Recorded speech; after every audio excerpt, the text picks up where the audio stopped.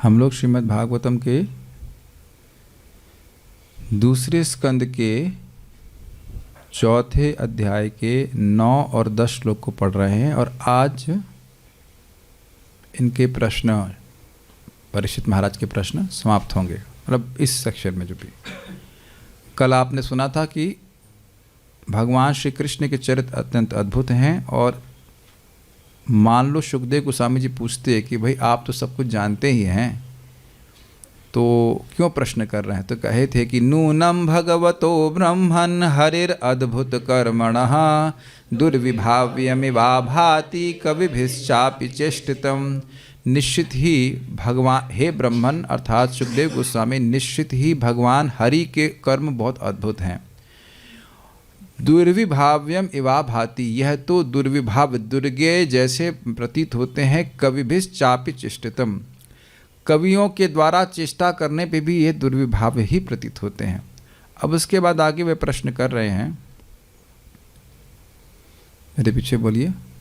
यदा यथा गुणांस्तु प्रकृतेर् यथा गुणांस्तु प्रकृतेर् युगपथ क्रमशोऽपि वा युगपथ क्रमशोऽपि वा बिभर्ति भूरिशस्त्वेकः बिभर्ति भूरिशस्त्वैकः कुर्वन् कर्माणि जन्मभिः कुर्वन् कर्माणि जन्मभिः यथा गुणांस्तु प्रकृतेर्युगपथ क्रमशोऽपि वा यथा गुणांस्तु प्रकृतेर्युगपथ क्रमशोऽपि वा बिभर्ति भूरिशस्त्वेकः कुर्वन् कर्माणि जन्मभिः बिभर्ति भूरिशस्त्वैका कुर्वन् कर्माणि जन्मभिः यथा गुणांस्तु प्रकृतेर्युगपथ क्रमशोऽपि वा यथा गुणांस्तु प्रकृतेर्युगपथ क्रमशोऽपि वा बिभर्ति भूरिशस्त्वेकः कुर्वन् कर्माणि जन्मभिः बिभर्ति भूरिशस्त्वैका कुर्वन् कर्माणि जन्मभिः यथा गुणांस्तु प्रकृतेर्युगपथ क्रमशोऽपि वा यथा गुणांस्तु प्रकृतेर्युगपथ क्रमशोऽपि वा बिभर्ति भूरिशस्त्वेकः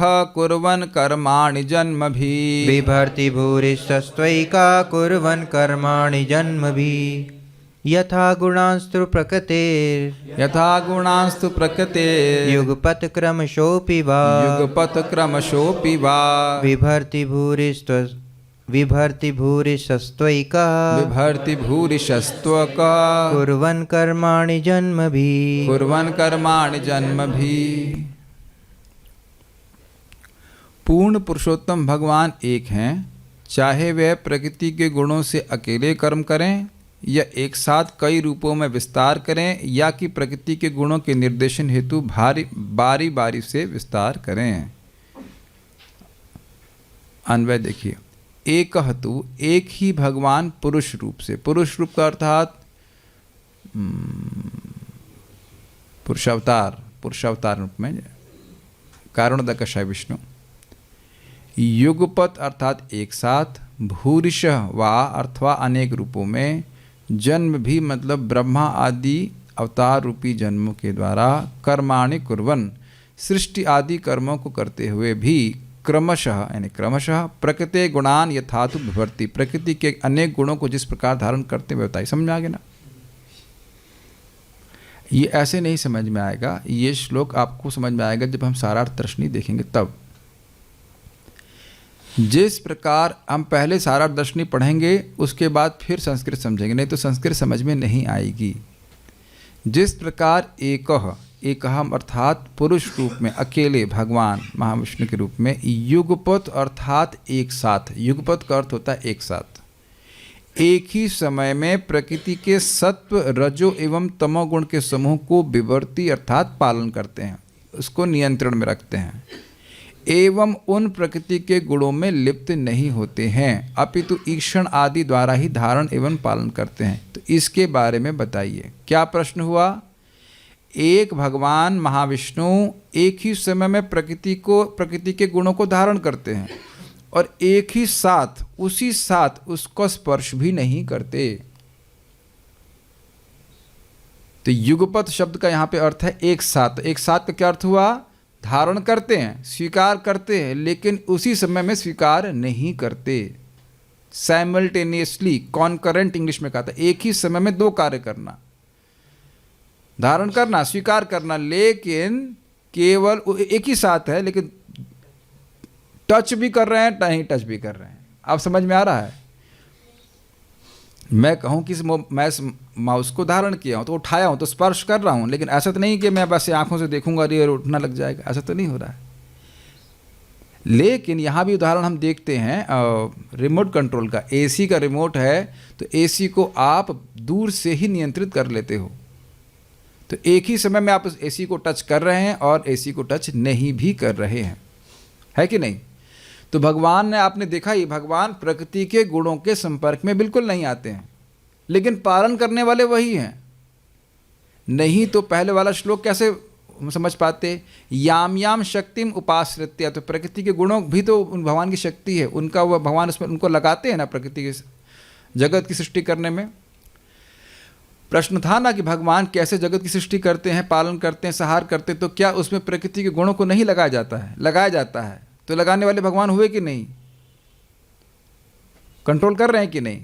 प्रकृति के गुणों का पालन कर रहे हैं, लेकिन एक ही समय में, युगपथ मतलब एक साथ, उसी समय में वह उसका स्पर्श नहीं कर रहे। तो इस बारे में बताइए कैसे हो रहा है ये? ईक्षण का मतलब होता है देखना। देखिए, अगर आप नहीं समझ पा रहे हैं तो बहुत आसानी से समझ पाएंगे। प्रधान जानते हैं, जो लोग लगातार सुनते आए हैं वो जानते हैं कि भौतिक प्रकृति की अव्यक्त अवस्था को प्रधान कहते हैं, जिसमें रजोगुण, तमोगुण और सत्वगुण साम्य अवस्था में रहते हैं। मुझे पता है कि नए लोगों को लग रहा है कि मैं हेब्रू बोल रहा हूँ, जर्मन या ऐसा कुछ हो सकता है, लेकिन जो भक्त नियमित रूप से सुनते आए हैं उनके लिए कोई कठिनाई नहीं है। प्रधान एक माया शक्ति का ऐसी अवस्था है जिसमें कि गुण साम्य अवस्था में रहते हैं और कोई सृष्टि नहीं होती है। रजोगुण, तमोगुण, सत्वगुण, तो उसमें कोई व्यक्ति क्षोभ करता है, उसका नाम बताइए। किसने गलती करी क्षोभ करने की? किसने गुणों को डिस्टर्ब किया? महाविष्णु ने। तो कुछ एक्टिवेट किया कि नहीं? तो वो एक्टिवेशन का काम भगवान महाविष्णु के द्वारा हुआ, तो कहेंगे हाँ इसके रिस्पॉन्सिबल हैं, संपर्क में आ रहे हैं, लेकिन केवल ईक्षण के द्वारा, केवल संकल्प मात्र से, केवल देखने मात्र से भगवान ऐसा कर रहे हैं। तो इसलिए सामीप्य और नियामक का संबंध है। भगवान नियामक हैं प्रकृति के गुणों का, लेकिन उसी समय में एक ही साथ सामीप्य, समीप है, स्पर्श नहीं कर रहे हैं। तो ये कैसे हो रहा है, ये हमको समझाइए। बाकी लोग, हम लोग तो खैर गुणों से पूरी तरह प्रभावित हैं, लेकिन अन्य लोग भी जब गुणों को कंट्रोल करते हैं तो गुणों को टच करके करते हैं, इसी कारण से वे गुणों से प्रभावित हो जाते हैं। लेकिन भगवान गुणों को कंट्रोल करते हुए, उनको धारण करते हुए भी उससे उसी समय में अस्पृष्ट रहते हैं। तो ये युगपथ का अर्थ है। कुछ समझ पा रहे हैं इस बात को? अच्छा, ये तो एक तरह से हुआ गुणों का पालन। दूसरा कह रहे हैं जन्म भी, यानी जन्म के द्वारा। किनके जन्म के द्वारा? ब्रह्मा, मरीचि आदि अवतारों के द्वारा। और भूरिशः मतलब बहुरूप धारण करके वह गुणों को धारण करते हैं। तो कैसे करते हैं? जैसे आप जानते हो कि ब्रह्मा जी भगवान के कौन से अवतार हैं? रजोगुण के अवतार हैं। तो ब्रह्मा जी, भगवान ब्रह्मा जी के रूप में अपने आप को विस्तारित करके रजोगुण को धारण कर रहे हैं कि नहीं? देखिए, एक तो आपने सुना कि जो 3 गुण थे उनको भगवान डायरेक्ट धारण कर रहे हैं, अभी सुना आपने, उसको एक्टिवेट कर रहे हैं, और फिर अपने आप को ब्रह्मा आदि रूपों में विस्तारित करके उस गुण का भी मैनेजमेंट कर रहे हैं। और यहाँ भी आप जानते हैं अन्य देवता भी, जो विभिन्न प्रकार के देवता हैं, वे विभिन्न प्रकार के गुणों के द्वारा प्रभावित होते हैं। तो इस जगत में जो व्यक्ति जिस गुण से प्रभावित होता है वो उस प्रकार के देवता के प्रति आकृष्ट होता है। ये आपको प्रथम स्कंद के दूसरे अध्याय में सीखने को मिलेगा। कब पढ़ाएंगे इसको? अभी हम दूसरा स्कंद पढ़ रहे हैं, पढ़ा चुके हैं, इसलिए क्रम से पढ़ने का फायदा है। प्रथम स्कंद के दूसरे अध्याय में बताया गया है कि जो व्यक्ति, लास्ट के श्लोक में आप देखेंगे कि जैसे वो होते हैं वैसे, जैसे देवता होते हैं वैसे ही उनके उपासक भी होते हैं, और वह उनकी उपासना इस प्रकार से करते हैं। अभी श्लोक मेरे चित्त में नहीं आ रहा है, अभी याद नहीं आ रहा है। तो इसकी एंडिंग इस प्रकार से है कि सत्व तनो नृणांसी हो, ऐसे करके है। तो जो सबसे अच्छे क्षेम की प्राप्ति करते हैं विष्णु के बाद, यानी और छोड़ दीजिए उस बात को। बात यह है कि ब्रह्मा जी और अन्य देवता वह भी गुणों का धारण करने में, भगवान भूरिशः अर्थात विभिन्न देवताओं के रूप में होकर के किस प्रकार गुणों का पालन करते हैं, वह भी आप बताइए। क्या वे ऐसा क्रमशः अर्थात क्रम से करते हैं या एक साथ करते हैं? मतलब प्रश्न होगा कि ब्रह्मा जी बने, फिर ब्रह्मा जी के बाद मरीचि इत्यादि हुए, या एक साथ ही फैल गए? तो ये प्रश्न बन रहा है। इन सब का वर्णन आगे होगा। भक्त लोग जो सुनते हैं भागवत तो जानते हैं, तो क्यों होगा ये आप यहाँ से पकड़ लीजिए। ब्रह्मा जी के रूप में और अन्य देवताओं के रूप में भी भगवान गुणों का पालन करते हैं, धारण करते हैं, तो क्या वो क्रम से करते हैं, एक के बाद एक हो रहा है, या एक साथ हो गया? प्रश्न बन रहा है ना। भगवान अकेले थे, गुणों को धारण कर रहे थे, अब उनको देवताओं के द्वारा धारण करना पड़ा, तो क्या वह एक साथ ही सारे देवता बन गए या एक के बाद बने एक? ये मेरा प्रश्न है। प्रश्न समझ में आ रहा है?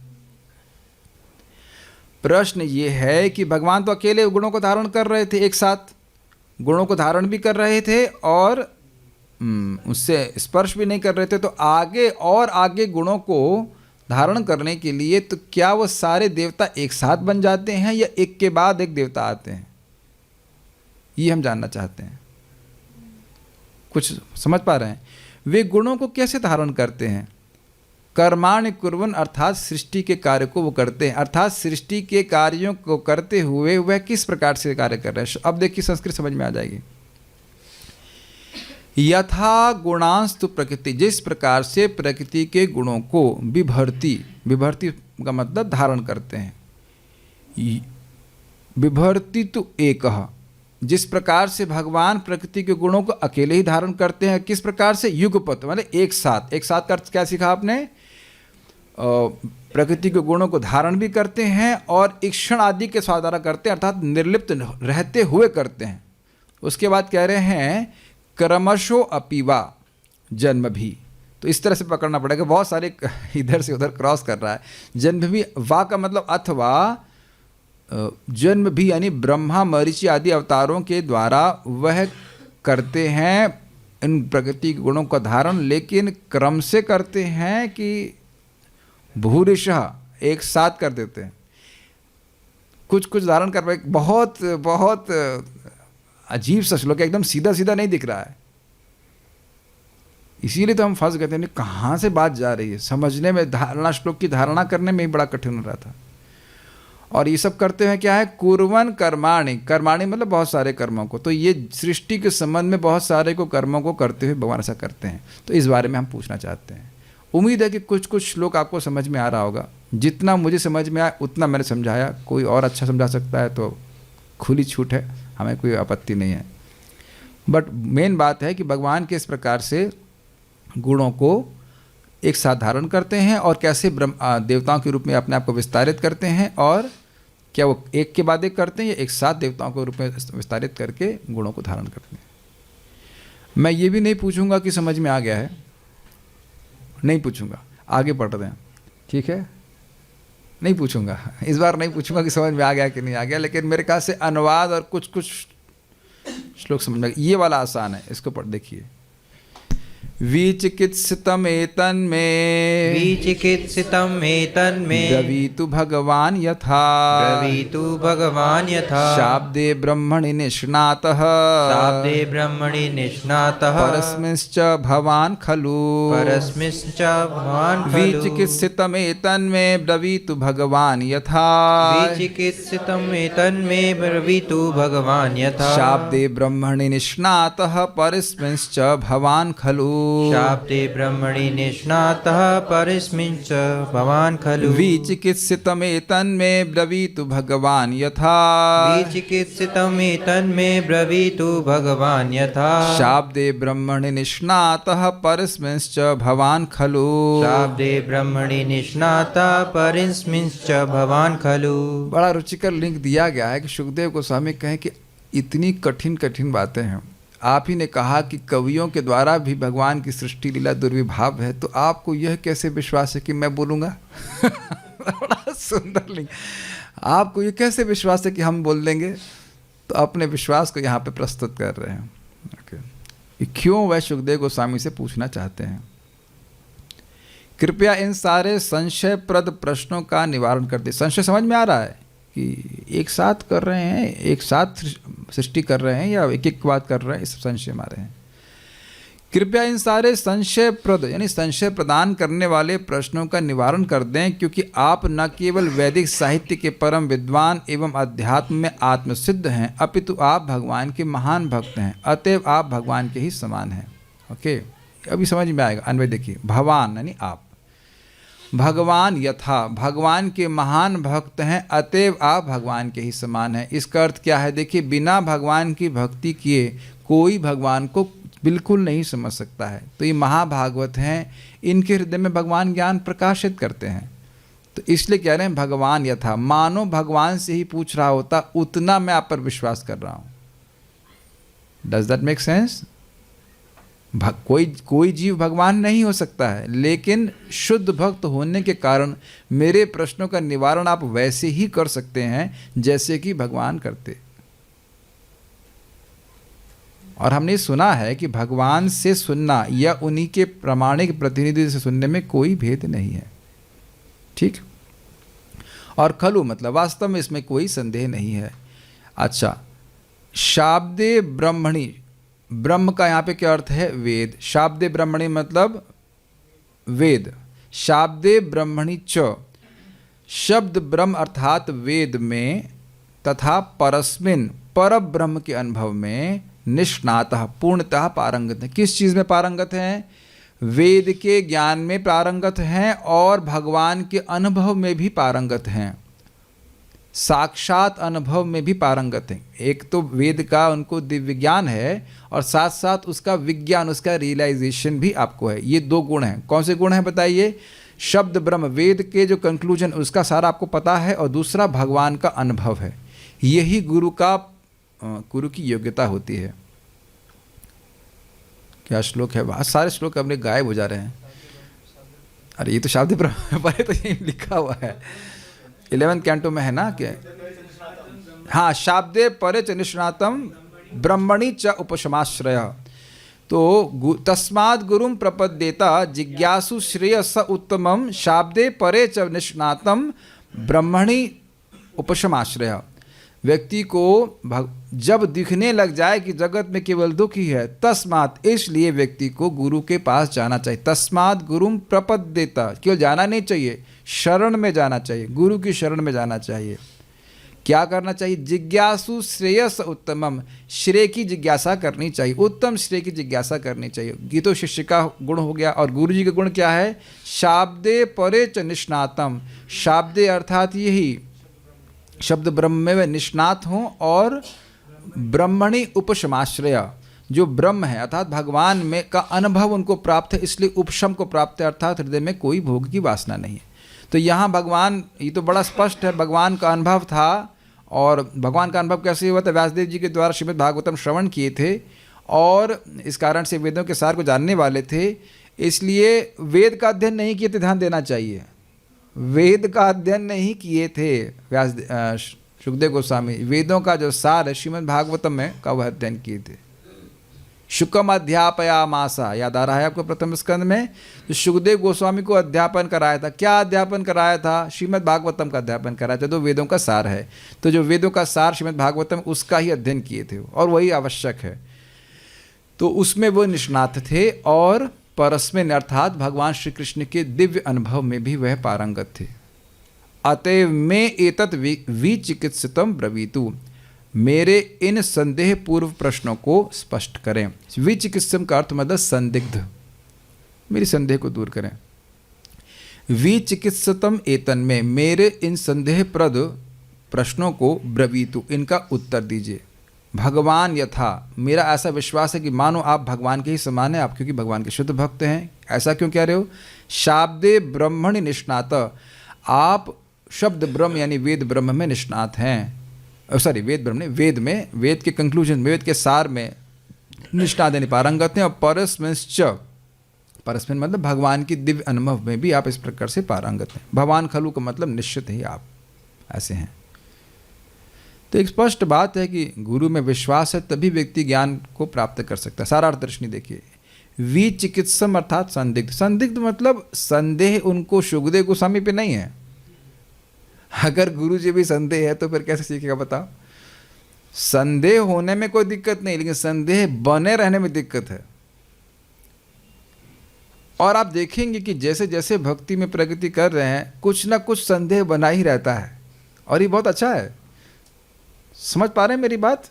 ये सही है कि वो सही है, शास्त्र में ये सही है कि वो सही है, इसी को जिज्ञासा कहते हैं। Do you agree with that?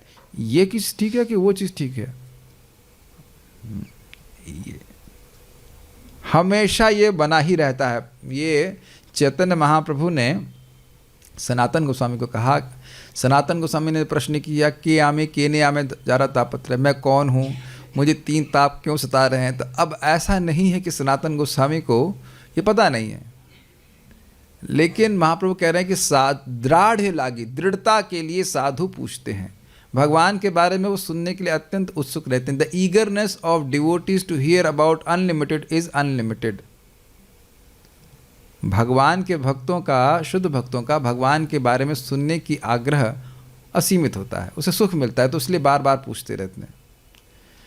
यदि यह कवियों के लिए भी दुर्विभाव्य है तो आप कैसे जानते हैं कि मैं जानता हूँ? मानो सुखदेव गोस्वामी पूछें, यही लिंक है, आप कैसे जान रहे हैं कि मैं बता पाऊंगा? मानो यदि सुखदेव गोस्वामी ऐसे वचन कहें तो इसके उत्तर में राजा कहते हैं कि जिस प्रकार भगवान कृष्ण जानते हैं उसी प्रकार आप उनके भक्त भी जानते हैं। ये अर्थ है। क्यों? क्योंकि जितना जानना एक शिष्य के लिए आवश्यक है भगवान श्री कृष्ण महान प्रामाणिक गुरु के हृदय में प्रकाशित करते हैं। लेकिन देखिए, इसका अर्थ यह नहीं है कि वो अपने मन से बोलेंगे। आप ब्रह्मणि अर्थात वेदों को समझने और परस्मिन अर्थात कृष्णानुभूति में निष्णात अर्थात दक्ष हैं। बड़ा स्पष्ट समझ में आ रहा है। ये नहीं कोई कह सकता है कि गुरु जी जो बात बोल रहे हैं वो शास्त्र के विरुद्ध चल रही है क्योंकि हमारे गुरु जी का रियलाइजेशन है। ये नहीं चलता है, शास्त्र का ही रियलाइजेशन है, लेकिन उस शास्त्र की ही बात उसको गुरु रियलाइज करके बोल रहे हैं। लेकिन ऐसा नहीं कि शास्त्र को छोड़ करके बोले, इसलिए दोनों ही बातें बोली जा रही। ध्यान दीजिएगा कि समाज में बहुत बड़ी कठिनाई है कि बहुत बार लोग कहते हैं हमारे गुरु बहुत रियलाइज्ड हैं। तो तुम्हें क्या कैसे पता कि गुरु जी रियलाइज्ड हैं? वो शास्त्र की बात बतानी चाहिए, शास्त्र को छोड़ करके नहीं बताना चाहिए। गुरु, साधु और शास्त्र ये वैलिडेशन पॉइंट्स हैं। ऐसा नहीं कि गुरु जी कुछ बोल रहे हैं और शास्त्र कुछ और बोल रहा है और साधु कुछ और बोल रहे हैं, तो हम क्या बोलेंगे? हम कुछ नहीं बोल पाएंगे, हम कुछ नहीं कर पाएंगे। Does it make sense? किंतु अन्य सभी शास्त्रकर्ता कृष्णानुभूति नहीं कर पाते, वे नहीं जानते। ये अंतर बता रहे हैं कि अन्य लोग जो कभी भी बोला गया, चाहे न्याय शास्त्र को लिखने वाले, वह न्याय शास्त्र लिखते जरूर हैं, लेकिन क्योंकि वो भगवान के शुद्ध भक्त नहीं है, इस कारण से भगवान उनको अनुभूति नहीं देते। वेदों का क्या प्रयोजन है वो पढ़ने के बाद भी नहीं समझ पाते हैं। आप समझते हो इसलिए प्रश्न कर रहा हूँ। इस संदर्भ में स्वयं भगवान की उक्ति है। क्या उक्ति है? बहुत सुंदर उक्ति है। किम विधत्ते किमा चष्टे किमानुद्या विकल्पयेत इतस्या हृदयम लोके नान्यो मदवेद कश्चना। सारे जगत में मेरे अतिरिक्त अन्य कोई वैदिक ज्ञान के गुह्य उद्देश्य को नहीं समझता।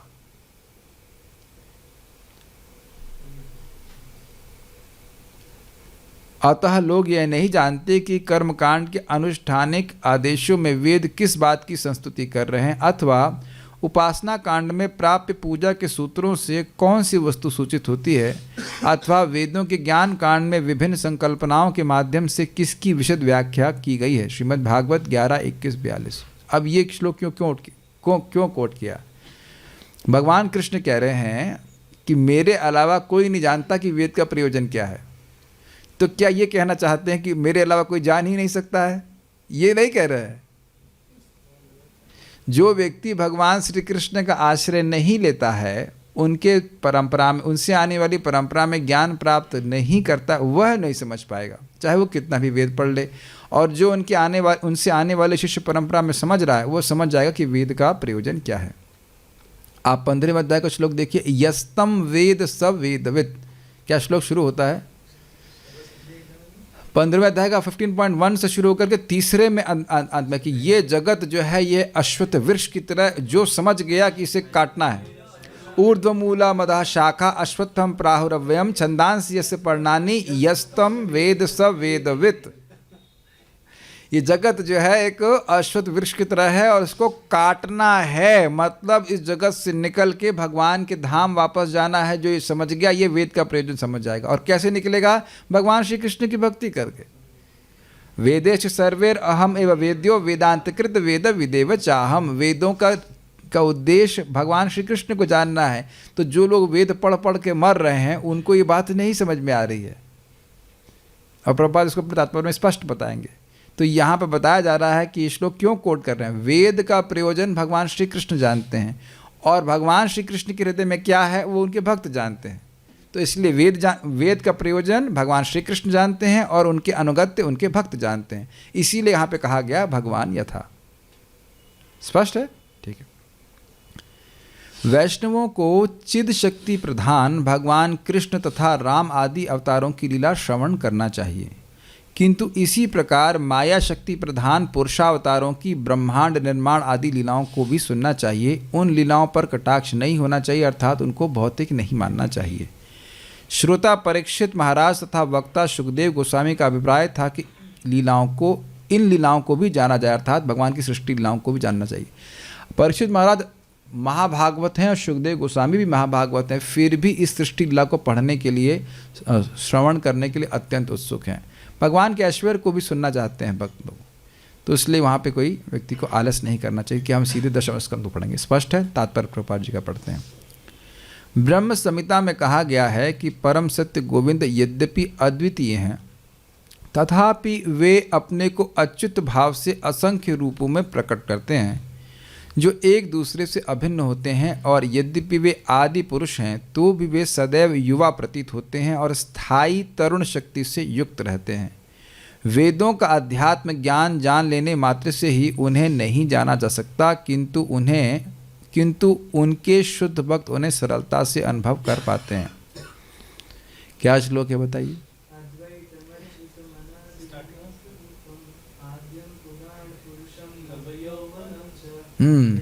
अद्वैतमच्युतमनादिमनन्तरूपम् आद्यं पुराणपुरुषं नवयौवनं च वेदेषु दुर्लभमदुर्लभमात्मभक्तौ गोविन्दमादिपुरुषं तमहं भजामि। अद्वैतम अच्युतम अनादि अनंत रूपम। अद्वैत भगवान के विभिन्न रूप उनसे अलग नहीं हैं। अब इस पे देखिए बहुत रुचिकर बात है। इसको अगर आप डिटेल में पढ़ना चाहते हैं तो 1328 पढ़िएगा, उस पर 3-4 दिन चर्चा हुई थी प्रथम स्कंद पे। कृष्णस्तु भगवान स्वयं। देखिए मैं यहाँ पे 25-30 भक्त हमारे सामने हैं, कुछ जूम पे हैं, उन लोगों को क्लास दे रहा हूँ, तो मैं आपसे अलग हूँ। इसमें तो यस बोलने की ज़रूरत नहीं है, अंडरस्टूड है। लेकिन भगवान के पास ये क्षमता है कि एक ही समय में अपने को विस्तारित कर सकते हैं, और वो सभी एक ही हैं। और हम लोगों को भी आप देखेंगे विभिन्न, हम लोग अपने अगर शरीर को कहा जाए विभिन्न शरीरों को प्रस्तुत कर रहे हैं, लेकिन एक ही समय में नहीं कर रहे हैं। इस समय अपना मैं कौमार रूप प्रस्तुत नहीं कर सकता, 5 साल वाला, इज इट नॉट? या वृद्धावस्था का रूप नहीं कर सकते हैं। यानी कि एक समय में हम एक रूप प्रस्तुत कर सकते हैं, लेकिन भगवान का इतना दिव्य स्वभाव है, अचिंत्य स्वभाव है कि एक ही समय में विस्तारित कर लेते, एक ही समय में,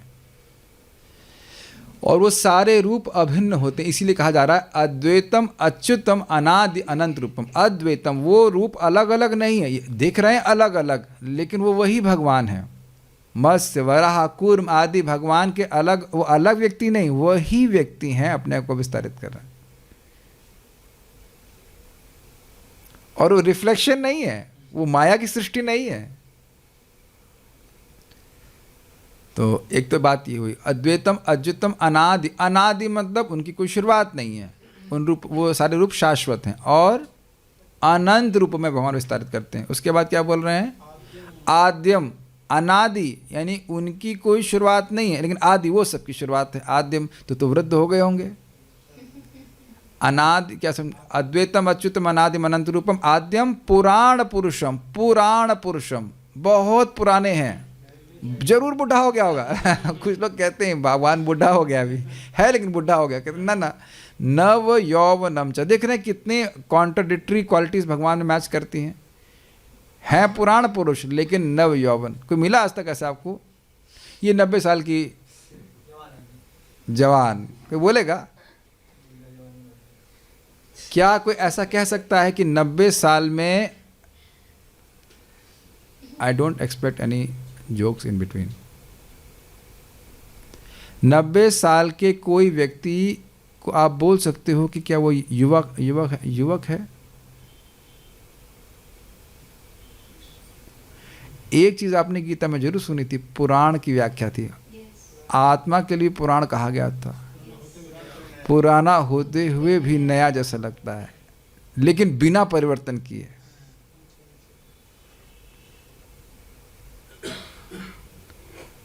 तो पुराण पुरुषम नव यौवनम च वेदेषु दुर्लभम अदुर्लभम आत्म भक्तौ। वेद के केवल वेद के कोरे अध्ययन से नहीं समझ सकते। बहुत ध्यान से सुनिएगा, जरा सा हम गलत समझें सुनेंगे तो बिल्कुल गलत डायरेक्शन में चले जाएंगे। केवल वेद के अध्ययन से नहीं भगवान को समझा जा सकता। वेद छानता रहेगा, भक्तों का आश्रय नहीं लेगा तो भगवान उसके लिए दुर्लभ हैं, नहीं मिलने वाले। वेदेषु दुर्लभ, वेदेषु दुर्लभम अदुर्लभम आत्म भक्तो। लेकिन अपने भक्त के लिए वे अदुर्लभ हैं। Krishna is not far God, Krishna is close God. क्या सुना था आपने? स्वत एव सिद्धा, क्या श्लोक शुरू किया था? किस प्रकार से? एवं स्वचित्ते स्वत एव सिद्धा आत्मा प्रियार्थो भगवान अनंतः तम निर्वृतो नियतार्थो भजेता। आगे वाला भूल रहे हैं, लेकिन काफ़ी चीज़ें क्लियर हो गई, ठीक है। तो आप समझ रहे हैं कि खुद ही भगवान चित्त में विद्यमान है और उनसे प्रेम है। तो ये सब बात सहज प्रेम, उनकी सेवा करके जीव सुखी हो सकता है।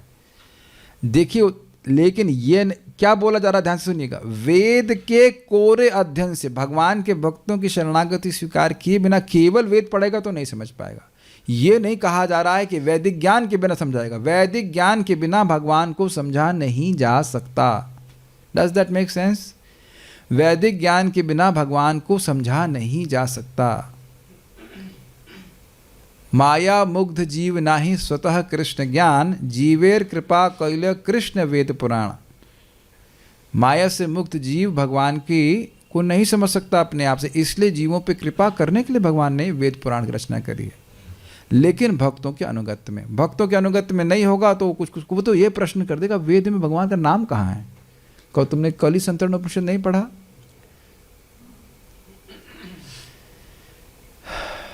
ये सच्ची घटना है, मैं उदाहरण पहले भी दे चुका हूँ। लखनऊ में एक बार हम किताब वितरण कर रहे थे, अपने मोहल्ले में कर रहे थे, और एक व्यक्ति के पास गए और ने कहा, बहुत अच्छा बेटा, बहुत अच्छा, तुम मुझसे उपनिषद का कोई भी मंत्र पूछो। हमने कहा, आपको हरे कृष्ण मंत्र पता है? ना, वो तो नहीं पता। Just see. दूसरा, प्रत्यक्ष हमारे ही ग्रुप में भरतपुर में एक डिवोटी हैं, वो खूब संस्कृत पढ़े। बोले प्रभु जी यही उपनिषद पढ़ लिया हमने, सारा वेदांत पढ़ लिया, वेदांत सूत्र पढ़ लिया, ये सब पढ़ लिया, लेकिन ये नहीं समझ में आया कि भगवान कृष्ण हैं। गीता भी पढ़ ली और आपको समझ में नहीं आएगा कि भाई वो ये क्या हो रहा है। श्री भगवान उवाचा, क्या इसका अनुवाद नहीं कर रहे हैं वो? आप विश्वास करेंगे ऐसा हो सकता है? ऐसा हो नहीं सकता। लेकिन एकदम उन्होंने सत्यापित किया कि हम संस्कृत खूब पढ़ लिए, भगवत गीता पढ़ ली और वेदांत पढ़ लिया और न्याय वाय ईशोपनिषद सब पढ़ लिया, लेकिन यह नहीं पता था कि कृष्ण भगवान है। एकदम प्रत्यक्ष बात है। It is happening, it is happening, it is only happening. यही सही हो रहा है। तो अब स्वाभाविक सी बात है, ऐसा क्यों हो रहा है? क्योंकि टीचर को भी नहीं पता है कि कृष्ण भगवान है। तो उसको क्यों नहीं पता है? क्योंकि उसके टीचर को भी नहीं पता है कि कृष्ण भगवान है। एक श्लोक नहीं समझ सकते। प्रभुपाद जी से व्यक्ति बोला, मैं 45 मिनट में पूरी गीता पढ़ सकता हूं। तो प्रभुपाद ने कहा, क्या तुम 45 मिनट के लिए गीता जी सकते हो? ये बहुत आश्चर्य की बात है। इंग्लिश में कहा जाता है both of us read Bible day and night, you read black and I read white. सुना आपने? तो परंपरा में ज्ञान प्राप्त नहीं करेगा तो गीता नहीं समझ सकता। प्रभुपाद धरण क्या देते हैं? बोतल वाला धरण दे रहे हैं। बोतल का ढक्कन बंद कीजिए, चाटते रहिए। आप लोगों ने अनुभव किया होगा, हम तो खूब अनुभव किए कि हमारे रूम पे एक हनी की बोतल है, तो हनी को स्वाभाविक से बस चींटियाँ आएंगी तो क्या करते हैं, दरवाजा वो उसका ढक्कन बंद कर देते हैं, तो वो घूमती रहती है, कुछ मिलता नहीं उनको। उसी प्रकार से जो परंपरा में ज्ञान प्राप्त नहीं करेगा उसको वेदों का कंक्लूजन बिल्कुल नहीं समझ में आएगा। इतना आसान नहीं है कि भाई वेद का कंक्लूजन है भगवान की भक्ति करना, यहाँ पका पकाया मार मिल रहा है तो इसलिए हाँ ठीक है। तो नहीं भाई, ये बहुत कठिन बात है। लोग कई कई जन्मों में इसको लेकर नहीं समझ पाएंगे। It's a wonderful knowledge which has been given to us. ठीक है, तो यहाँ पे अब ये बात प्रभुपाद जी ने कोट क्यों करी, क्यों, उसकी व्याख्या करें। भगवान यह था, मानो भगवान ही बताते वेद का सार क्या है, तो उसी प्रकार से आप भगवान के महान भक्त हो, इस कारण से मैं आप भगवान की बात जानते हो, हमको समझा पाओगे, इसलिए हमको विश्वास है।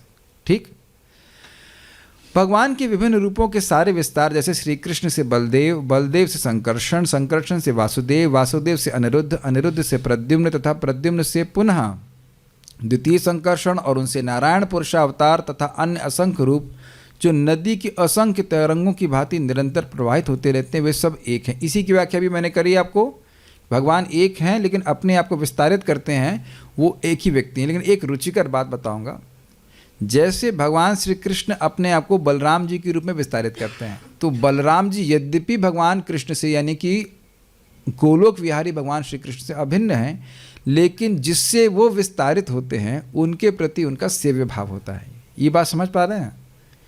बलराम जी और भगवान कृष्ण में भेद नहीं है, लेकिन बलराम जी कृष्ण के विस्तार हैं तो उनका ये भाव होता है कि कृष्ण मेरे स्वामी हैं, और बलराम जी आगे जितने अपने आपको अन्य नारायण स्वरूपों में विस्तारित करते हैं वो ये मानते हैं कि बलराम जी हमारे स्वामी हैं। This is very interesting. यद्यपि वही एक व्यक्ति है, नहीं समझ में आ रहा राव, वही व्यक्ति हैं, कोई भेद नहीं है, लेकिन सेव्य भाव है। और ये हर विष्णु स्वरूप में होगा। You can scratch your brain hitter for time eternity. समझ रहे? वही व्यक्ति है तो सेव्य भाव क्यों हो रहा है? क्या प्रमाण है प्रभु जी? लघु भागवतामृत, इसकी बहुत शुरुआत में व्याख्या की गई थी। आई थिंक जब हम 1.3.28 पढ़ा रहे थे तब उसको समझाया गया था डिटेल में, तो जिसके पास समय वहाँ पढ़ सकते हैं। लघु भागवतामृत ग्रंथ रूप गोस्वामी जी का रचित है। For further information research scholars they can read that.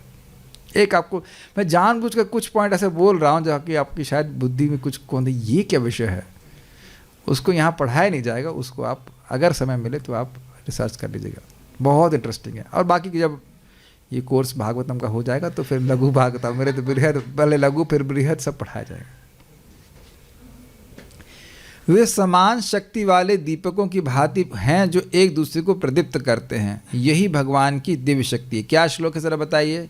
दीपार्चिरे विहि दशांतरमभ्युपेत्य दीपायते हि विवृत हेतु समान धर्मा यस्तादृगेव हि विष्णु च तया विभाति गोविंदमादि पुरुषम तमहम भजामि। जैसे एक दीपक बहुत सारे अन्य दीपों को प्रज्वलित करे और वो सारे एक ही समान जलेंगे लेकिन फिर भी एक मूल दीपक है, उसी प्रकार से भगवान श्री कृष्ण अपने आप को विभिन्न विष्णु स्वरूपों में विस्तारित करते हैं। वो सभी भगवान के समान ही शक्तिशाली हैं, लेकिन फिर भी एक मूल विष्णु कृष्ण हैं जो जिनके ऊपर अन्य सभी विष्णुओं की सत्ता आश्रित रहती है। समझ में आ गया? अरे बहुत इजी है। भगवान कृष्ण उनसे विस्तार हुए बलराम जी से अन्य सारे विष्णु स्वरूप विस्तारित हुए, तो वो कैसे हैं? वो शक्ति की दृष्टि से सभी लोग बराबर हैं, लेकिन एक रुचिकर बात यह है कि भगवान के अन्य विष्णु स्वरूप जानबूझ करके पूरी शक्ति का प्रदर्शन नहीं करते। यद्यपि उनकी शक्ति भगवान कृष्ण के बराबर ही है, लेकिन पूरी शक्ति का प्रदर्शन नहीं करते। जितना आवश्यक है वो उतना ही प्रदर्शित करते हैं। लेकिन भगवान श्री कृष्ण जब आते हैं तो अपने पूर्ण ऐश्वर्य, पूर्ण माधुर्य को प्रकाशित करते हैं। कुछ अंतर समझ पा रहे हैं या हम बहुत तेज जा रहे हैं? ये मैं पहली बार नहीं बोल रहा हूँ, इस रिपीटिशन ऑफ 1.3.28 जो इस श्रीमद् भागवतम का कौन सा परिभाषा सूत्र है जो दीपक की भांति पूरे शास्त्र को आलोकित कर रहा है। तो समय निकाल करके उसको पढ़ेंगे तो वहाँ समझ में आएगा। भगवान श्री कृष्ण के जितने भी रूप हैं वह भगवान के समान ही शक्तिशाली हैं, जो विष्णु तत्व हैं, लेकिन वह जानबूझ करके पूर्ण शक्ति को प्रस्तुत नहीं करते, जितनी आवश्यक है उतनी प्रस्तुत करते हैं। अब जो भक्त शुरुआत से सुनते हैं उनके लिए एकदम आसान होगा कि मैं क्या बोल रहा हूँ। प्रथम स्कंद 3 अध्याय में विभिन्न अवतारों का वर्णन हुआ था, वहाँ पे स्वांश विस्तारों की बात हुई थी और विभिन्न अंश अवतारों की बात हो रही थी, शक्तिया वैश्य अवतारों की बात हुई थी, तो उसको वहाँ पे आपको ग्रहण करना होगा। लेकिन यहाँ जो बात बोली जा रही है कि भगवान के जितने विभिन्न स्वांश हैं, विष्णु तत्व जो हैं वह भगवान के समान शक्तिशाली हैं, और उसके बाद भी एक मूल विष्णु कौन है? भगवान श्री कृष्ण है। वेदों का कथन है कि वे इतने पूर्ण हैं कि यद्यपि संपूर्ण सत्ता जगत उनसे उद्भूत होती है, फिर भी वे ज्यों के त्यों पूर्ण बने रहते हैं। पूर्णस्य पूर्णमादाय पूर्णमेवावशिष्यते। ये श्लोक मुझे याद नहीं, जरा हेल्प कीजिए। ओम पूर्णमिदम ओम पूर्णमदः पूर्णमिदम पूर्ण, बोलो मेरे को पता नहीं, माइक पे बोलो, माइक पे बताइए। ये श्लोक हमको याद नहीं, किसी को याद नहीं है। ओम पूर्णमदः पूर्णमिदं पूर्णात् पूर्णमुदच्यते पूर्णस्य पूर्णमादाय पूर्णमेवावशिष्यते। क्या सार है? 1 - 1 = 1 एंड 1 + 1 = 1। भगवान से सब कुछ जगत आता है, इसका अर्थ ये नहीं कि भगवान खाली हो गए और भगवान में सब कुछ प्रवेश कर जाता है, तो इसका अर्थ ये नहीं कि भगवान बढ़ गए या कुछ ऐसा हो गया, वो ऐसे ही रहते हैं। इसकी व्याख्या हम नहीं करेंगे, बस ये भगवान की अचिंत शक्ति है। महाराज इस पर एक व्यंग करते हैं। भुवनेश्वर में क्लास दे रहे थे परम पूज्य राधा गोविंद महाराज, तो कह रहे थे कि देखो क्या कोई यहाँ का मंत्री कह सकता है कि भुवनेश्वर में बहुत कचरा हो गया है तो मैं इसको अपने अंदर में ले लेता हूँ। ये संभव नहीं है। लेकिन देखिए संहार के समय भगवान यही करते हैं, क्या ये आश्चर्यजनक नहीं है? आप बताओ, ऐसा आप कोई मानोगे कि जितना भी कचरा है वो कोई मंत्री या ऐसे मुंह बाए और सब खा जाए इसको? ऐसा नहीं होता है। लेकिन भगवान पूरे ब्रह्मांडों को ही ले जाते हैं, सांस लेते हैं और अंदर चले जाते हैं। तो क्या ये आश्चर्यजनक नहीं है? इसलिए इस बारे में जानना चाहते हैं। अतएव ज्ञानियों के द्वारा बनाई गई भगवान की भौतिक अवधारणा की कोई वैधता नहीं है। मतलब जो बेटा तुम सोच रहे हो अपने ज्ञान से, वो भगवान से नीचे ही रह जाएगा, वो अधोक्षज हैं। इस तरह वे भगवान संसारी विद्वान के लिए सदैव रहस्य बने रहते हैं, भले ही वह वैदिक साहित्य में कितना ही पंडित क्यों ना हो। वेदेषु दुर्लभम अधुर्लभम आत्मभक्तो। अगर आप ध्यान से सुन रहे हैं तो आपने देखा कि चक्रवर्ती पाद की टीका में स्पष्ट किया गया कि वह लोग वेद पढ़ते हैं लेकिन उनको भगवान की अनुभूति नहीं है। इसी बात की प्रभुपाद व्याख्या कर रहे हैं कि यहाँ ज्ञानी लोग भगवान के बारे में बहुत कुछ बात बोलते हैं, लेकिन क्योंकि वो भगवान के भक्त नहीं, इसलिए भगवान की कोई अनुभूति नहीं है। अब भक्त को अनुभूति क्यों है? क्योंकि भगवान वह अनुभूति उसको देते हैं। क्यों देते हैं? क्योंकि उसके पास भक्ति है। देखिए जो अभक्त है वो कभी नहीं समझ सकता कि भक्तों को नाम उच्चारण करके क्या सुख मिलता है।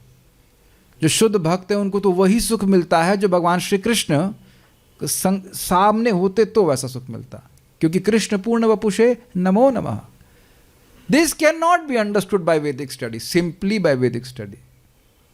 Does that make sense? Simply शब्द बोल रहा हूँ, बिना भक्ति के केवल संस्कृत के ज्ञान के द्वारा वेद का भाव नहीं समझ में आता, ये बात बोली जा रही। ठीक है। अतएव भगवान संसारी विद्वान पंडितों दार्शनिकों या विज्ञानियों की धारणा से सर्वथा परे हैं। मुझे याद है कि हम लोग एक जगह प्रवचन करने के लिए गए थे, एक्चुअली बस पार्टी में गए थे, तो अनपरा में एक पंडित जी बैठे हुए थे, कहते गीता है लेकिन गीता से भी परे कुछ है।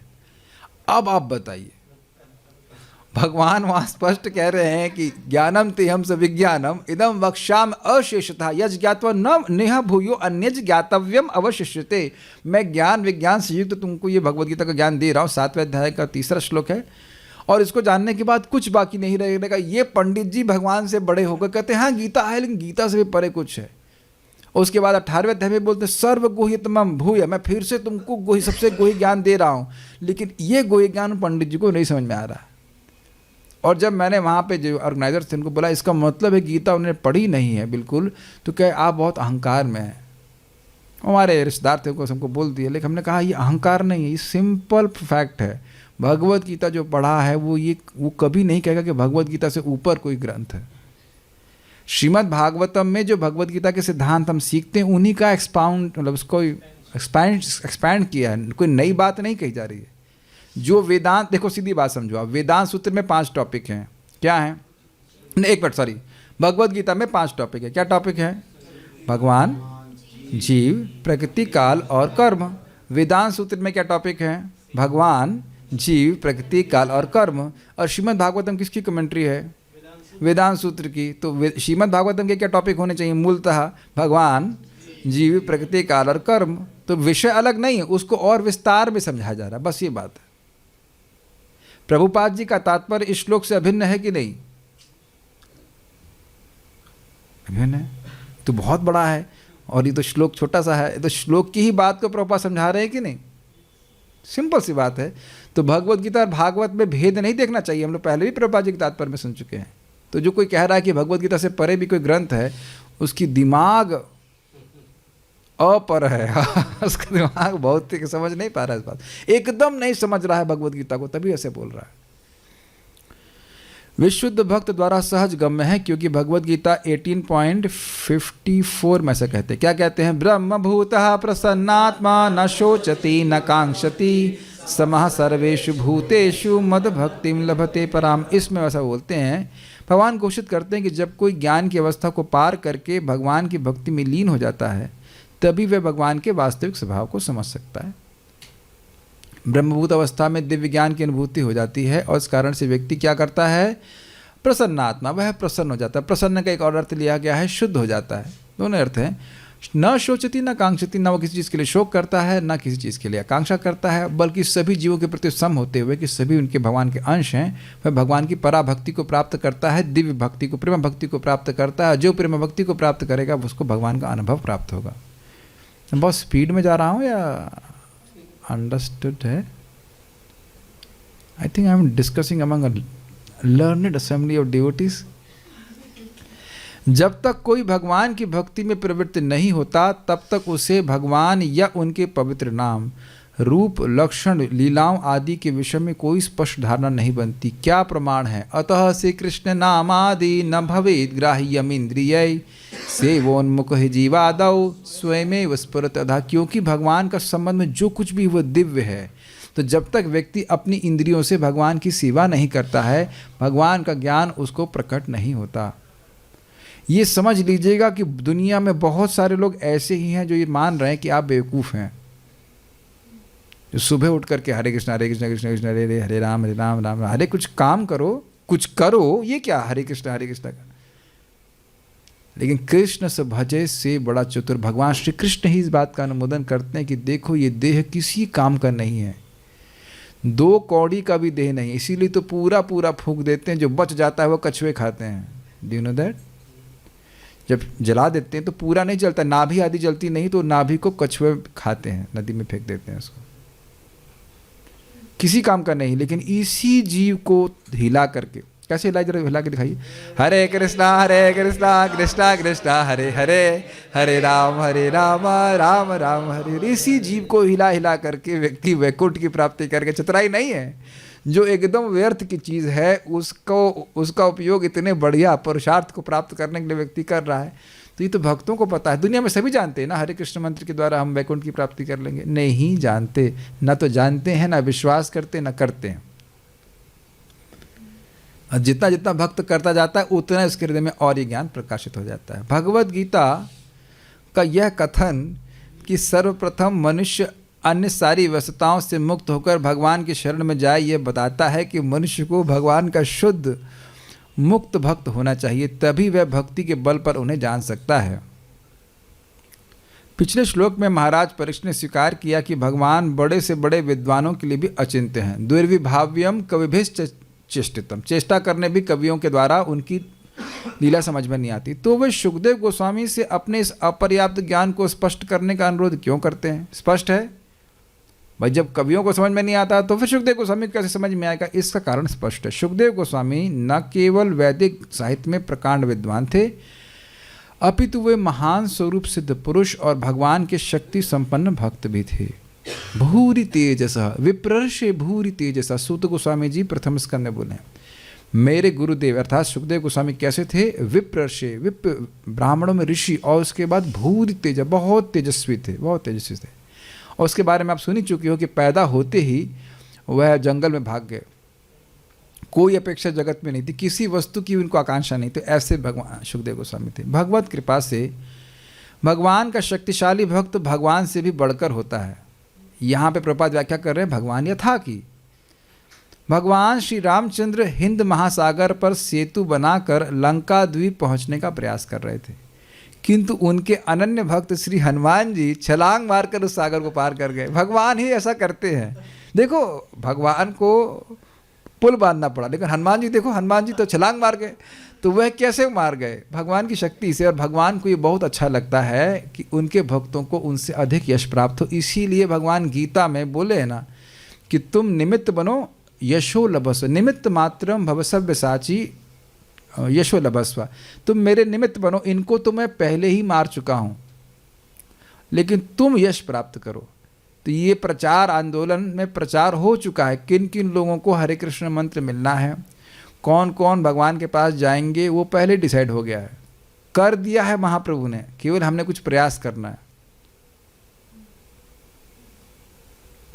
ये समझने का प्रयास कीजिए। मैं कई बार से कहा करता हूँ कि जैसे भगवान कृष्ण पहले डिसाइड कर चुके थे कौन कौन किसको मारेगा युद्ध में, क्या कहते हैं उसको, युद्ध फिक्सिंग युद्ध की फिक्स क्या होता है, ये इसको मारेगा, उसको मारेगा, ये यहाँ मारेगा, वो मारेगा, और सबको शक्ति देने वाले थे।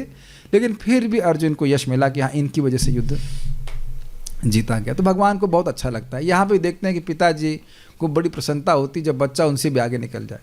आगे कोई निकल नहीं सकता है, लेकिन भगवान को अच्छा लगता है अपने भक्तों को यश देने में। ठीक है, भगवान अपने भक्तों के ऊपर इतने दयालु रहते हैं कि वे अपने प्रिय भक्तों को अपने से बढ़कर प्रस्तुत करते हैं। भगवान ने दुर्वासा मुनि की रक्षा करने में अपनी असमर्थता व्यक्त कर दी थी। यद्यपि दुर्वासा मुनि इतने शक्तिशाली थे कि भौतिक दशाओं में ही भगवान के पास सीधे पहुंच गए, लेकिन दुर्वासा मुनि की रक्षा की तो एक भगवत भक्त अर्थात भगवान महाराज अम्बरीश ने। अतएव भगवत भक्त न केवल भगवान से अधिक शक्तिशाली होता है, अपितु भक्त की पूजा भी भगवान की प्रत्यक्ष पूजा से अधिक प्रभावशाली मानी जाती है। मद भक्त पूजा अभ्यधिका, इसका बहुत अर्थ समझ लीजिए, स्पष्ट है। जो लोग दुर्वासा मुनि के प्रसंग को जानते हैं वो जानते हैं कि भगवान विष्णु के पास गए थे दुर्वासा मुनि अम्बरीश महाराज का अपराध करने के बाद, लेकिन भगवान ने कहा कि नहीं, मैं आपको क्षमा नहीं कर सकता। क्षमा अगर आपको मांगनी है तो अम्बरीश महाराज से मांगी। तो ऐसा लग रहा है, क्या बोल रहे हैं, अहम भक्त पराधीनो न ही स्वतंत्र ही न स्वतंत्र ही दुजा। अहम भक्त पराधीनो न स्वतंत्र ही दो, जैसे करके है कि हे द्विज, हे ब्राह्मण, मैं भक्त के पराधीन हूँ, मैं स्वतंत्र नहीं हूँ, मैं आप पे स्वतंत्र रूप से कृपा नहीं करूँगा। ये भगवान का देखिए स्वभाव ही है कि सीधे अपनी कृपा नहीं देते, वो डीलर्स के द्वारा ही देते हैं। भगवान श्री कृष्ण अपने भक्तों के द्वारा ही कृपा देते हैं। इसकी व्याख्या अगर आपने सुननी है तो आपको 1.2.6 की व्याख्या सुननी पड़ेगी। अहेतु की अप्रतिहता ये नात्मा सुप्रसिद्धि। जो लोग अधिक रिसर्च करना चाहते हैं उसको पढ़ लीजिएगा। भगवान श्री कृष्ण की कृपा भक्तों की कृपा के पीछे ही चलती है। तो यदि आप किसी को पुस्तक देते हैं तब उसे भगवान की कृपा प्राप्त होगी। आप किसी को भगवान का प्रसाद दोगे तो उसे भगवान की कृपा आपके माध्यम से मिलेगी। यदि मैं नहीं करूँगा तो मैं ब्लॉक कर रहा हूँ। भगवान अनादिकाल से चुप ही बैठे हैं, कुछ नहीं बोल रहे। जब कोई भक्त आकर के बताता है, हमें चेताता है, तब जाकर के भगवान और फिर व्यक्ति भक्ति करने लग जाता है, तब जाकर के भगवान हृदय का ज्ञान प्रकाशित करते हैं। नहीं तो चुप ही बैठे रहते हैं। 5000 साल हो गया है भगवान को आए, चुप ही बैठे हुए हैं। उन जन्मों को काउंट कर लीजिए जब तक हम ले चुके हैं। कुछ रिलेट कर पा रहे हैं? जो लोग क्लास में सो रहे हैं, आपको पता चला मैंने क्या बोला? कौन सो रहा है? नाम नहीं बोल रहे। 5000 साल बीत चुके हैं भागवतम सोते सोते। ये कितना 5000 साल से चल रही है। गलत कह रहे हैं, 5000 साल से है ना भागवत, और लग रहा है कि हम पिछले जन्म में भी सो रहे थे और इस जन्म में भी सो ही रहे। एनीवेज 5000 साल से भागवत में है ना, भगवान कृष्ण भी थे, तो हम क्या कर रहे हैं? तो उससे सोचना होगा ना। ये बात क्यों बोलने लग गया था मैं, कहाँ से आ गया? नहीं, कुछ कारण से बोल रहा था मैं, कुछ कारण से बोल रहा था। भगवान के भक्तों की कृपा हमको नहीं मिल पाई 5000 साल से, मिनिमम 5000 साल से। उसके पहले की तो हम बात नहीं कर रहे हैं। उसके पहले की बात आप सोचने लग जाएंगे तो घबराहट होने लग जाएगी। चलिए थोड़ा सोचने का प्रयास कीजिए। ब्रह्मा जी की इस दिन की शुरुआत से, now you start thinking, Brahma ji के इस दिन की शुरुआत से कितना समय बीत गया? 6 मनवंतर प्लस 7वां चल रहा है, और भगवान कुछ नहीं बोले हमको, जो मन में आया करते रहो। इस बीच में कितने ग्रहों में भ्रमण करके आ गए होंगे? See point is seems to be very simple. भक्तों की कृपा हुई है तो हम कुछ समझ पा रहे हैं, हाँ जीवन का लक्ष्य क्या है। It's not cheap. तो इसीलिए भक्तों की कृपा के पीछे ही भक्तों की कृपा के पीछे ही भगवान की कृपा चलती है। नहीं तो भगवान एकदम चुप बैठे रहते हैं, कुछ नहीं बोलते। जो करना है करो, जो करना है करो, यथा इच्छा से तथा करो, कुछ नहीं बोलते। चाहते हैं कि जीव उनके पास वापस आ जाए, लेकिन सीधे कुछ नहीं बोलते। बहुत ज़्यादा चाहते हैं कि हर जीव उनके पास वापस चला आए, लेकिन सीधे कुछ नहीं बोलते। वो भक्तों के द्वारा ही कृपा करते हैं। इसलिए कह रहे मद भक्त पूज्या भेदिका। भक्तों को पूजा का मतलब सम्मान करना चाहिए, भक्तों का सम्मान अधिक करना चाहिए। यस। अतएव निष्कर्ष यह निकला कि गंभीर भक्त को सर्वप्रथम ऐसे गुरु के समीप जाना चाहिए जो न केवल वैदिक साहित्य में निष्णात हो, अपितु महान भक्त भी हो, जिसे भगवान की एवं उनकी विभिन्न शक्तियों की वास्तविक अनुभूति हो। श्रील प्रभुपाद जी ऐसे गुरु हैं, और परम उनके जो प्रतिनिधि हैं वो भी इसी प्रकार के हैं। ऐसे भक्त गुरु की सहायता के बिना कोई व्यक्ति भगवान के अध्यात्म विज्ञान में प्रगति नहीं कर सकता है। शुकदेव गोस्वामी जैसा प्रामाणिक गुरु न केवल भगवान की अंतरंग शक्तियों के विषय में बताता है, अपितु वह यह भी बताता है कि वे किस तरह अपनी बहिरंग शक्ति के साथ कार्य करते हैं। बहुत सुंदर बात प्रभुपाद जी समझा रहे हैं। प्रामाणिक गुरु दोनों बातें बताता है। ऐसा नहीं कि सीधे दशम स्कंद में चला गया और शिष्य को कुछ भी समझ में नहीं आया कि वो किसकी लीला सुन रहा है। कोई भगवान के प्रति आदर बुद्धि नहीं हुई। आप बारंबार सुन रहे हैं। और प्रभुपाद जी भी देखिए कितने मनोयोग से तात्पर्य को लिख रहे। देख रहे कितने लंबे लंबे तात्पर्य। सबसे लंबे तात्पर्य प्रथम स्कंद के हैं। प्रभुपाद जी इसको बोले हैं कि प्रथम स्कंद में मैंने सब कुछ दे दिया, अगर आपने ठीक से समझ लिया तो आपको सारी फिलॉसफी समझ में आ जाएगी। और आप सभी लोग देखे भी होंगे कितना विशद व्याख्या प्रभुपाद जी की है। ये प्रामाणिक गुरु का लक्षण है। धैर्य से सिखाना है। जल्दी जल्दी में कुछ नहीं सिखाते हैं। अगर वो सिखाना चाहते हैं, क्योंकि जानते हैं कि दशम स्कंद नहीं डाइजेस्ट कर पाएगा जब तक कि 9 स्कंद ठीक से नहीं पढ़े हैं। नहीं तो शुकदेव गोस्वामी बोलते ही क्यों। बहुत अच्छी बात है। अंतरंग शक्ति में भगवान की लीलाएं उनकी वृंदावन के कार्यकलापों के रूप में प्रदर्शित होती हैं, किंतु उनकी बहिरंग शक्ति के कार्यकलाप उनके कारणार्णवशाय विष्णु, गर्भोदकशाय विष्णु तथा क्षीरोदकशाय विष्णु के रूप में प्रकट होती हैं। श्री विश्वनाथ चक्रवर्ती वैष्णवों को उपदेश देते हुए कहते हैं कि उन्हें केवल भगवान के कार्यकलापों यथा रासलीला के सुनने में ही रुचि नहीं लेनी चाहिए, अपितु उनके पुरुषावतारों के रूप में की गई सृष्टि तत्व लीलाओं में भी रुचि लेनी चाहिए। जैसा कि महाराज परीक्षित ने आदर्श शिष्य के रूप में आदर्श गुरु शुकदेव गोस्वामी से ली। इससे हमें शिक्षा क्या प्राप्त हो रही? शिक्षा ये है कि देखिए, अब जब सृष्टि का वर्णन आएगा तो हम तकिया लेके सो नहीं जाएंगे। सुन तो लिया है आपने, लेकिन एप्लीकेशन क्या है? हाँ चलो अब थोड़ा सा नींद पूरी कर लें। एक भक्त को हम प्रेम से डांट रहे हैं कि प्रभु जी क्या करें, दिन में नींद नहीं आती। तो क्या हमने भागवत में सोने के लिए आए? दिन में भाई आधा घंटा सो लीजिए, 1 घंटा सो लीजिए, तो कम से कम भागवत में तो जगिए। आप कभी बताइए किसी से बात कर रहे हो, अब ये ट्राई करना, वो सोना चालू करते तो कैसे बात कंटिन्यू करेगा? मैं तो अब मेरा पित्त बैलेंस हो बोल के आ जाता हूँ।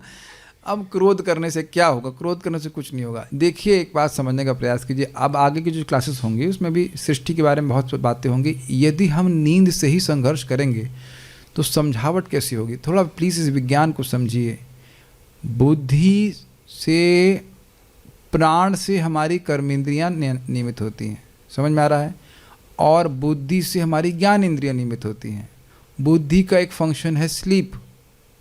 तो यदि नींद पूरी किए बिना क्लास में आएंगे, अच्छी बात है, आइए, और हम जीवन में सोच सकते हैं ठीक है, अच्छा है, आ तो रहा है, बैठ तो रहा है, कम से कम रही है, रहा है, जो भी आप ले लीजिए, लेकिन ज्ञान इंद्रियां काम नहीं करेंगी। जैसे मान लीजिए इस प्रवचन में बीच बीच में लाइट ऑफ होती रहे, 1 सेकंड के लिए, 2 सेकंड के लिए, फिर आ जाए, फिर 2 सेकंड के लिए ऑफ हो जाए, फिर चालू हो जाए, तो आप लोगों को समझने में दिक्कत आएगी नहीं? उसी प्रकार से सो गए तो कान ऑफ हो जाता है। ऐसे ही पूरा टाइम चलता रहेगा तो प्रवचन कैसे समझेंगे? और इतना तो कठोर नहीं बोला जा रहा है कि बिना खाए बिना पिए 7 दिन तक कथा सुननी है। तो आप थोड़ा सा अपने से मैनेजमेंट कर लीजिए कि कुछ इस प्रकार से रहें कि कुछ समझ में आए, ठीक है? तो बातें बड़ी स्पष्ट हैं। अब उसके बाद सुखदेव गोस्वामी, सूत गोस्वामी जी बोलेंगे, और फिर इस अध्याय में उत्तर नहीं देंगे, वह सुखदेव गोस्वामी जी मंगलाचरण करेंगे, और उन मंगलाचरण के श्लोकों का हम आस्वादन करने का प्रयास करेंगे आगे की क्लासेस में। कोई प्रश्न है यहाँ पे क्या? मरीचि कौन है? ब्रह्मा जी एक जीवात्मा हैं, तो वो भगवान के पुरुष अवतार कैसे हैं? ये नहीं कहा गया कि ब्रह्मा जी भगवान के पुरुषावतार हैं। अब क्या बताऊं मैं, कैसे सहायता करूं? पुरुषावतार कौन होते हैं, ब्रह्मा जी कौन है, मरीचि हैं, उसके लिए आपको मेहनत करनी पड़ेगी। वैसे तो जैसे यहाँ पे आएगा मैं व्याख्या करने का प्रयास करूँगा, आज नहीं करूँगा। बिना मेहनत किए भागवतम नहीं समझ में आएगी। हमको पता है कि F=ma का कितना विस्तार होता है। जो लोग IIT की तैयारी कर रहे हैं, नहीं तो कर लीजिए एक बार, केवल F=ma इस फॉर्मूले का कितना विस्तार है, कितना उस पर हम लोग कितना दिमाग लगाएं वो मैं जानता हूँ, और तब जाकर के कुछ मैकेनिक्स ये सब समझ में आता है। इतनी मेहनत करते हैं, और आप सोचिए कि मैं हलवे की तरह कथा को सुना दूंगा, ऐसा संभव नहीं। स्पेशली सेकंड कैंटो में कहानी नहीं है। इनकेस कोई कहानी सुनना चाहते हैं तो मैं कोई कहानी नहीं सुनाऊंगा, इसमें कोई कहानी नहीं है, इसमें खूब तत्व है। अच्छे से समझेंगे तो रुचिकर भी लगेगा, और नींद की गोली की तरह लेना चाहते हैं तो वह भी आपका स्वागत है। लेकिन एक बात हम बहुत अच्छे से समझ रहे हैं, ये तो अब मुझे एकदम शीशे की तरह दिख रहा है कि क्रम से एक एक श्लोक को समझें, प्रश्नों को समझें, तो बहुत अच्छी पकड़ श्रीमद् भागवतम पे हो रही है। तो ये हमारा निवेदन है कि इस जैसे जैसे मैं पढ़ता जा रहा हूँ वैसे आप समझने का प्रयास कीजिए। कुछ कुछ प्रश्न कुछ याद हुए, भगवान कैसे अपनी माया को, हम अभी जब पारायण करेंगे तो मैं याद दिला दूंगा। तो रोज़ हम पारायण करते रहेंगे, प्रश्न पे ध्यान रखेंगे कि क्या क्या प्रश्न किए गए हैं, आप वापस से उनको पढ़िएगा, समझिएगा, तो समझ में आएगा, ठीक है? ब्रह्मा जी एक जीव हैं, ब्रह्मा जी भगवान नहीं है। इसकी व्याख्या मैं भी और नहीं करूँगा, आगे और क्लियर हो जाएगा आगे के श्लोकों में। ओके, धैर्य से शास्त्र सुनिए। Everything cannot be answered in one class. Okay, so we'll stop here. Shrimad Bhagavatam की जय, श्रील प्रभुपाद की जय, निताई गौर प्रेमानंद।